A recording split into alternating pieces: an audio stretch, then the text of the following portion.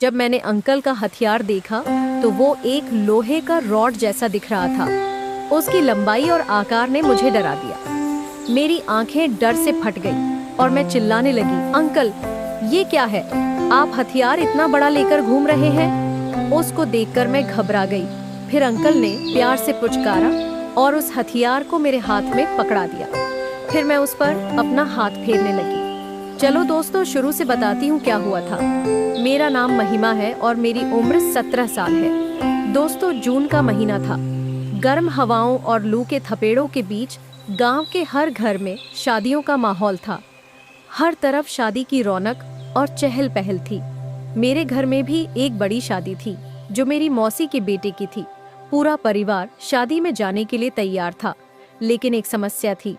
गांव में हाल ही में चोरी की घटनाएं बढ़ गई थीं। हर कोई चिंतित था कि अगर पूरा घर खाली छोड़कर जाते हैं तो चोरों का डर बना रहेगा। सबने मिलकर निर्णय लिया कि घर की देखभाल के लिए किसी एक को रुकना होगा। सभी ने मुझे महिमा को रुकने के लिए कहा। मैं 11वीं कक्षा में पढ़ती हूँ और दुबली पतली सीधी सादी लड़की हूँ। मैं भी शादी में जाना चाहती थी। मौसी जी से मेरी बहुत अच्छी बनती थी और शादी में शामिल न होने का दुख भी था, लेकिन जिम्मेदारी बड़ी थी।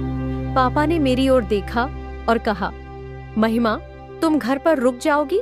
देखो यह जिम्मेदारी बड़ी है, लेकिन मुझे तुम पर पूरा भरोसा है। मैंने थोड़ा डरते हुए पर आत्मविश्वास के साथ कहा, ठीक है पापा, मैं रुक जाऊंगी। लेकिन पापा के मन में मेरी सुरक्षा को लेकर चिंता थी।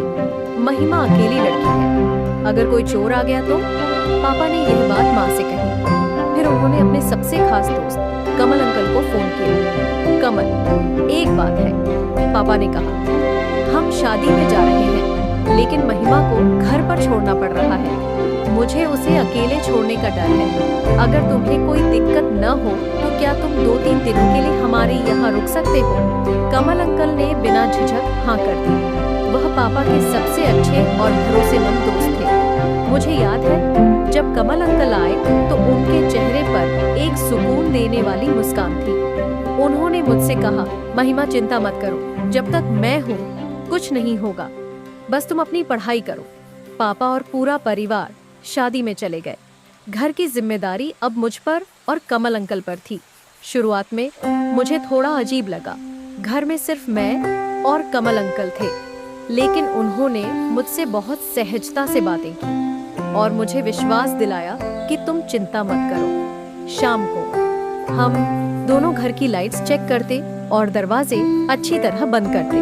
मैं अपनी किताबें लेकर पढ़ने बैठती और वह अपने साथ लाई हुई कोई किताब पढ़ने लगते। रात में उन्होंने कहा, महिमा अगर तुम्हें डर लगे तो मुझे तुरंत बुला लेना, मैं यहीं पास में सो रहा हूँ। उस रात बारिश हो रही थी, बिजली कड़क रही थी और बाहर से अजीब सी आवाजें आ रही थीं। अचानक दरवाजे पर किसी के खटखटाने की आवाज आई। मेरा दिल जोर से धड़कने लगा।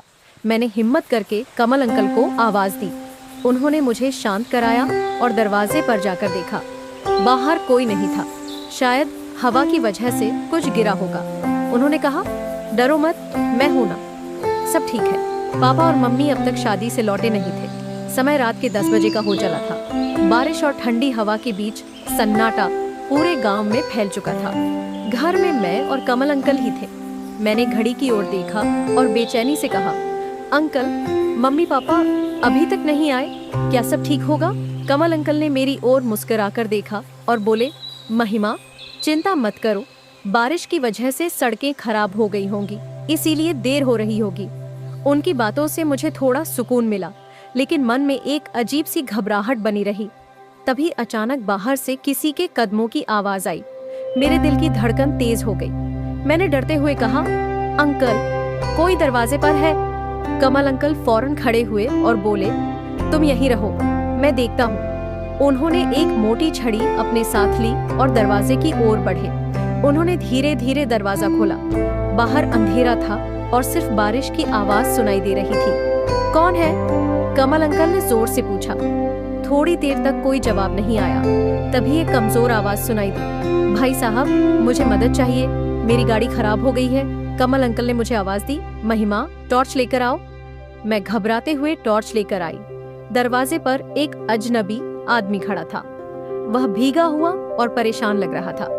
कमल अंकल ने मुझसे कहा, महिमा अंदर रहो, मैं इसे देखकर आता हूँ। वह आदमी कमल अंकल को बता रहा था कि उसकी गाड़ी गांव के पास ही खराब हो गई थी और वह मदद के लिए यहाँ आया है। कमल अंकल ने उसे थोड़ी देर रुकने को कहा और अंदर आकर बोले, महिमा घबराओ मत, वह आदमी मदद मांगने आया है। मैं चाहकर उसकी गाड़ी देखता हूँ। तुम दरवाजा बंद कर लो और किसी भी अनजान को अंदर मत आने देना। मेरे अंदर डर था, लेकिन मैंने अंकल पर भरोसा किया।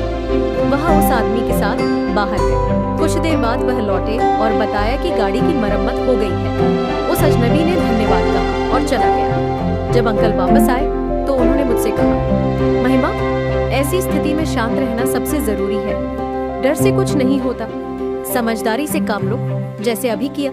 रात के करीब 12 बज रहे थे और मम्मी पापा अब भी नहीं आए थे। मैं लगातार बाहर बारिश की आवाज सुन रही थी। तभी पापा का फोन आया। उन्होंने कहा, महिमा बारिश की वजह से सड़कें बहुत खराब हो गई हैं। हम रास्ते में फंसे हैं, लेकिन चिंता मत करना, सुबह तक पहुंच जाएंगे। फोन रखते ही मैंने एक गहरी सांस ली। अब मुझे अकेले रात काटनी थी, लेकिन कमल अंकल का साथ मुझे हिम्मत दे रहा था। उन्होंने मुझसे कहा, महिमा अब सोने की कोशिश करो, मैं यहीं हूँ, कोई परेशानी नहीं होगी। रात गहराती जा रही थी। बारिश और तूफान थमने का नाम नहीं ले रहे थे।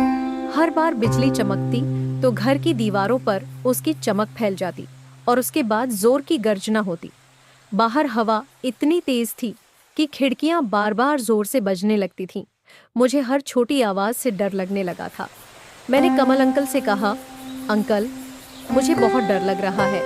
बारिश और ये आवाजें सब और डरावनी बना रही हैं। कमल अंकल ने मुस्कुराते हुए कहा, डरने की जरूरत नहीं है महिमा, ये बस प्रकृति का गुस्सा है। थोड़ी देर में सब शांत हो जाएगा, लेकिन हाँ, तुम्हें हिम्मत रखनी होगी। अंकल ने सुझाव दिया कि हम किचन में जाकर गर्म दूध पिए।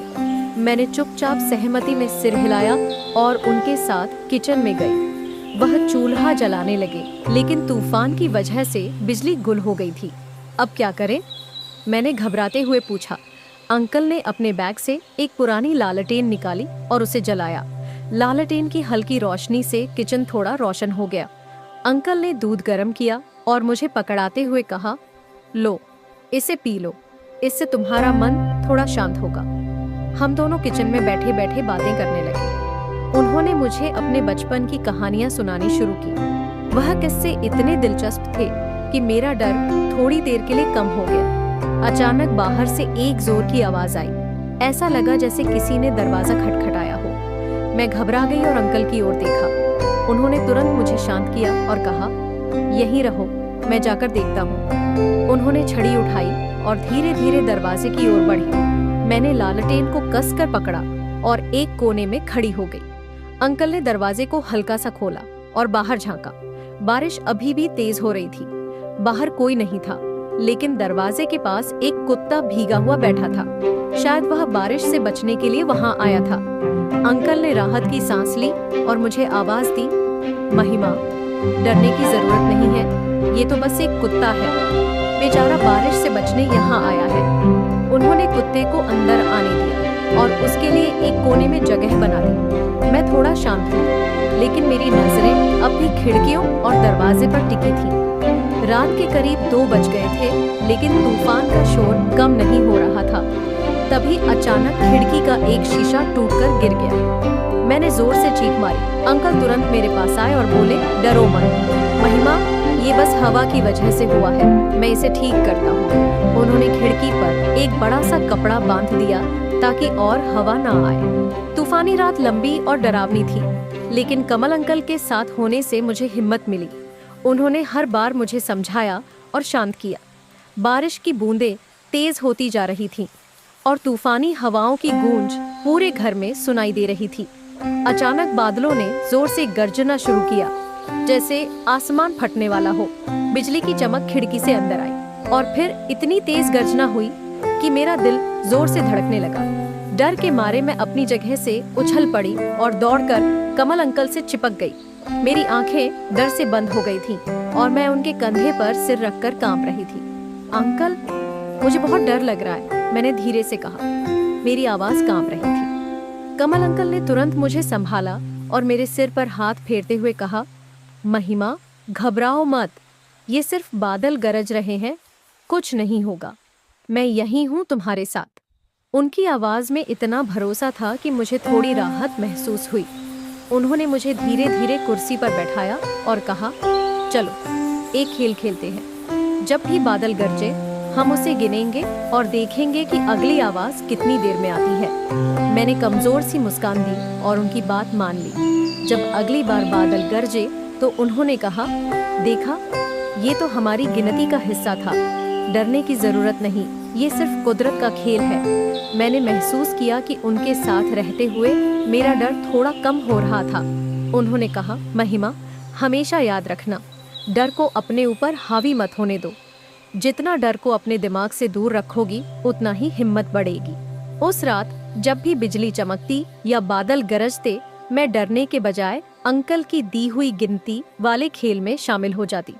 उन्होंने मुझे समझाया कि कुदरत के ऐसे नज़ारे कभी कभी डरावने लग सकते हैं, लेकिन असल में ये हमारे किसी नुकसान के लिए नहीं होते। बारिश की तेज आवाज और तूफान के बीच मैं धीरे धीरे खुद को संभालने की कोशिश कर रही थी। कमल अंकल घर के दरवाजे और खिड़कियां चेक कर रहे थे कि सब ठीक से बंद है या नहीं। तभी मेरी नजर उनके हाथ में एक बड़े से हथियार पर पड़ी। वह एक भारी और चमकदार लोहे का रॉड जैसा दिख रहा था। उसकी चमक और आकार ने मुझे सहमा दिया। मेरी आंखें डर से चौड़ी हो गईं और मैं चिल्लाने लगी, अंकल, ये क्या है? आप ये क्यों लेकर घूम रहे हैं? मेरी चीखें सुनकर अंकल तुरंत मेरी ओर मुड़े। उन्होंने हथियार नीचे रखा और मेरे पास आए। महिमा, शांत हो जाओ, इसमें डरने की कोई बात नहीं है, उन्होंने नरम स्वर में कहा। लेकिन मैं कांप रही थी और पीछे हटने लगी।